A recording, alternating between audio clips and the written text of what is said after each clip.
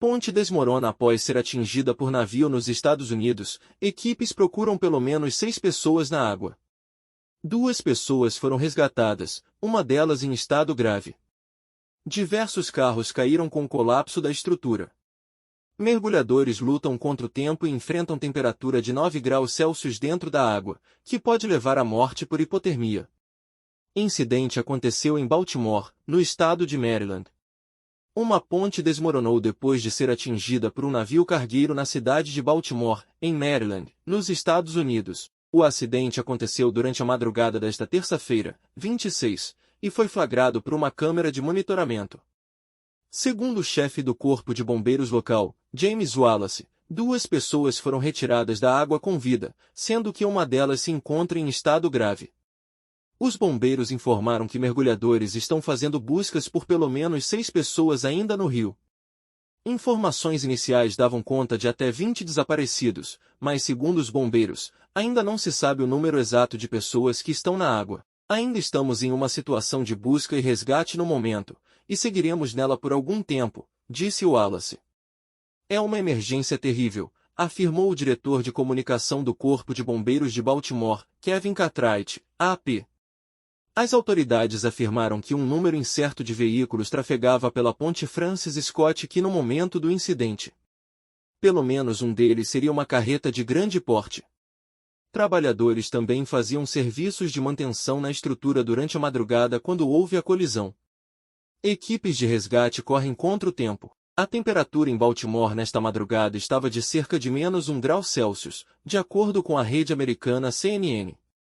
A temperatura da água é de cerca de 9 graus Celsius, capaz de provocar morte por hipotermia, a depender do tempo de exposição do indivíduo. O canal tem uma profundidade de até 15 metros e fortes correntes. Bombeiros também usam drones com câmeras infravermelhas e sonares nas buscas. Porta-container. O navio envolvido no acidente é um porta-container com bandeira de Singapura e tinha como destino o Sri Lanka. O cargueiro, batizado de Dali, tem 300 metros de comprimento e 48 de largura, de acordo com o site Marine Traffic. O navio era operado pela empresa Synergy e estava a serviço da companhia dinamarquesa Maersk, de acordo com a CNN.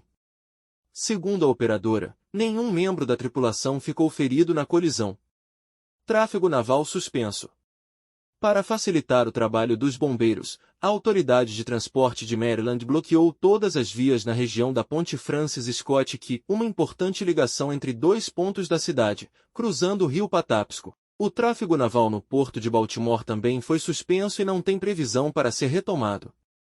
A agência que controla a aviação nos Estados Unidos também restringiu o espaço aéreo e pediu para que drones particulares não sobrevoem a região. O governador de Maryland, Wes Moore, declarou estado de emergência.